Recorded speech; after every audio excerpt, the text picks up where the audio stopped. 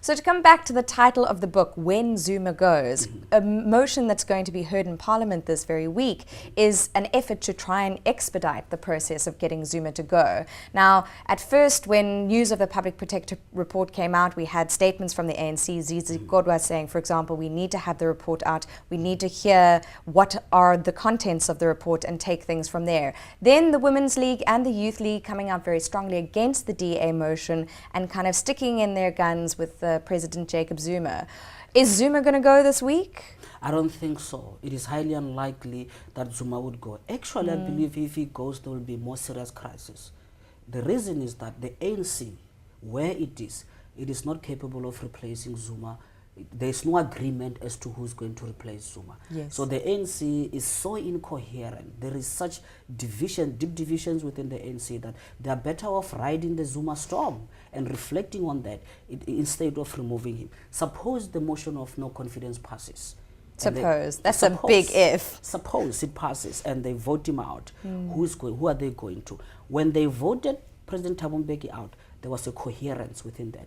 Even if that coherence was based on sinister motive. And it was the ANC's undoing in some ways. Exactly. It was very clear they could have a caretaker president. But for now, I don't think they can agree on the caretaker president. But I think the second point as well is that, it's clear that quite a number of ANC members are dissatisfied with President Jacob Zuma. Some hate him. But my sense is that they hate the DA more. They are not about to affirm the DA's legitimacy in South African politics by voting for the motion that has come about by the DA. Imagine if that happens. What is going to happen?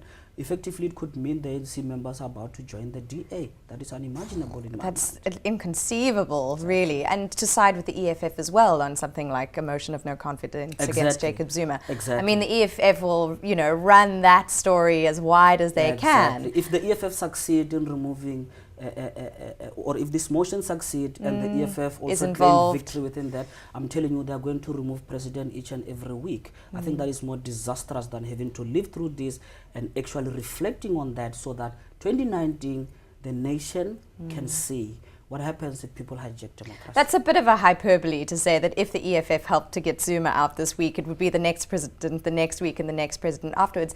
I say so particularly because I think the dynamic between Malema and Zuma has a special flavor, and there's a special kind of tension and gristle between those two politicians when it comes to the national debate. So when Zuma goes, the title of your book, not going to happen on Thursday.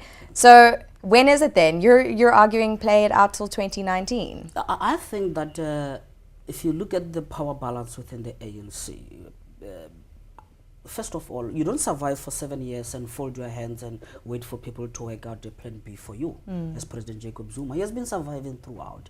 And I don't think he's waiting for his fate to actually be decided by people who suddenly found out that he's no longer a worthy ally to them. I don't think he's going to do that. And I also think that people who support him are in touch with the branches of the ANC.